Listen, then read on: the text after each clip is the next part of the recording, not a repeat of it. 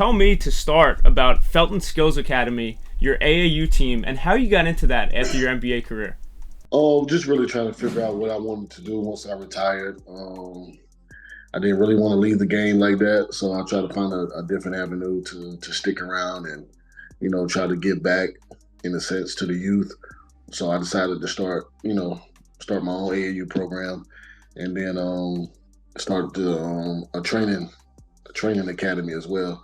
To get in the gym as much as I can to help out kids, take them through some skill work, but at the same time take them through some life skill stuff as well. And in your career, you're coached by a few legendary coaches. Just to name a few: Roy Williams, Larry Brown, George Karl, Rick Carlisle, D'Antoni, Doc Rivers. Now, what's something you learned from those guys or any other coach in your career that you pass through to the kids today?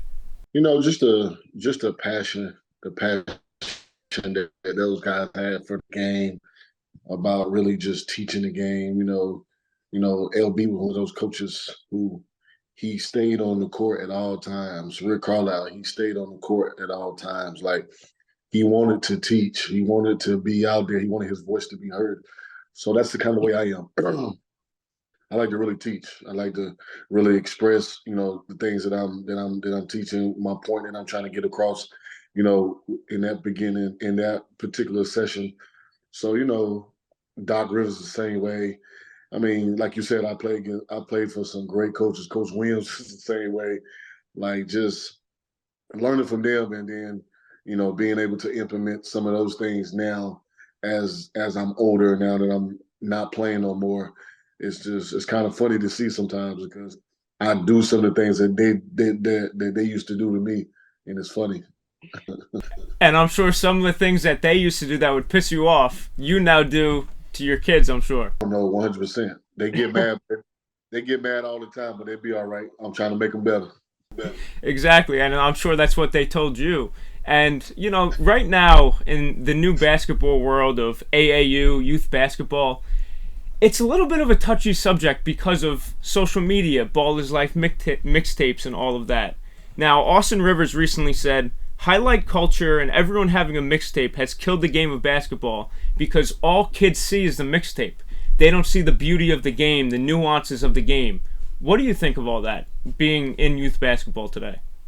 It's a lot, to see, just every kid can have a mixtape. If you had a mixtape, you was back in the day, you was good. Like, you was a kid who had a chance to play in the NBA, and people knew that at in high school. You know what I'm saying? They knew you was that good.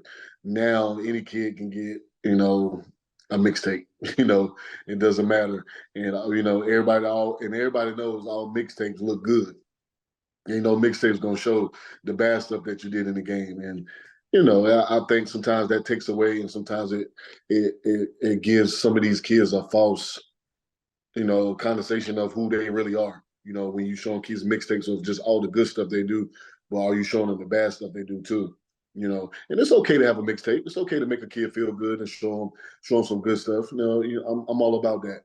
But at the same time, as you do that, are you showing them the mistakes that they made as well? Because if you're not, then you're not making this kid better. So that's my issue with it. But other than it just not happening, the game is changing. There's so many things that goes on now that I don't totally agree with in the game, but the game is evolving.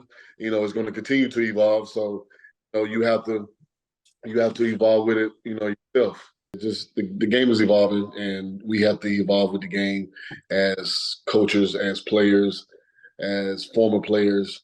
Like, I see a lot of stuff with older guys commentating and stuff like that, and they just, don't like what they see in the game. But the game is different. When I came in the league, the game was different. And before I left out the league, the game was totally different. I came in an era, where it was totally different in 2005. And by 2010, when I left out, the game has changed. So, that's how it goes, man. And that's just what it is. That's the world we live in. If you want a kid to be a good high school player, they have a good high school career, then they get to college. Hopefully they have a good college career, make the NBA, even pro overseas. Right. Is that kid Is it all about the skill? Is it the hard work? You know that quote, hard work beats talent when talent fails to work hard. What's like the percentage of both of those going into each other? You got a kid that's extremely talented and he puts in the work, the sky's the limit for him. The sky's the limit. But I've seen a lot of talented kids just know they're good, but don't want to put in the work. And then the kids who not as talented put in the work, surpass them at some point, you know. And I see that all the time in the game of basketball. And you're gonna have that. You're gonna have kids who just naturally just talented, got the skill, but don't want to put in the time. Don't really love the game as much.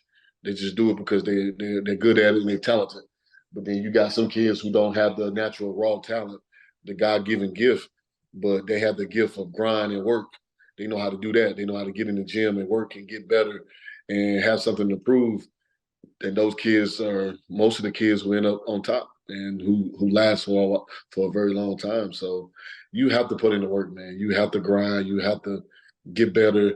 And when you get into NBA, once you get to that level, what these young kids don't understand is that you have to get better every year because if you don't, it's 1,000+ new kids trying to get in every year. So if you don't bring something new to the game or new to your team or new to yourself as a player, you can easily get lost in the shuffle and get pushed out and somebody else gonna fill your spot. So, you have to continue to work all the time. I don't care how good you are.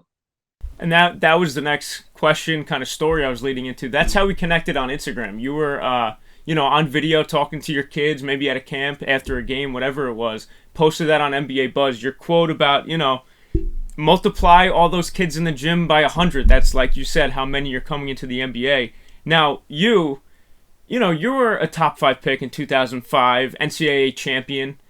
Did you feel that every year? Like you had to keep your spot, even though you had some baggage to you where I'm an NCAA champion. I'm a top 5 pick. Did you still feel that? It's not about really feeling it because I know the body of work that I put in. I know the time that I put in the gym in the summertime to get ready for the season and just who I was as a player.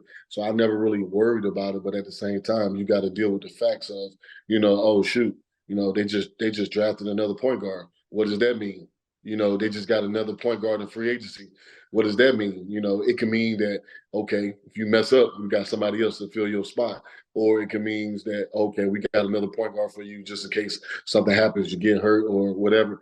You can take it so many ways, but one thing I never did, I try not to think of it in a negative way because I understood early on that it's a business. I know how it goes. And I just, made sure I did what I had to do to make sure I was going to continue to be on the court and playing. I can't worry about the next man, and I can't be mad at this guy. This is my teammate now. So I got to do what I can to help him and make him better because, that's going to make us better. So I was never one of those selfish guys who was like, oh, forget him, that he played my same position. Nah, man, you can't be like that. You can't be like that. And I think some of the things like that, being professional in that way kind of helped me play as many years as I did.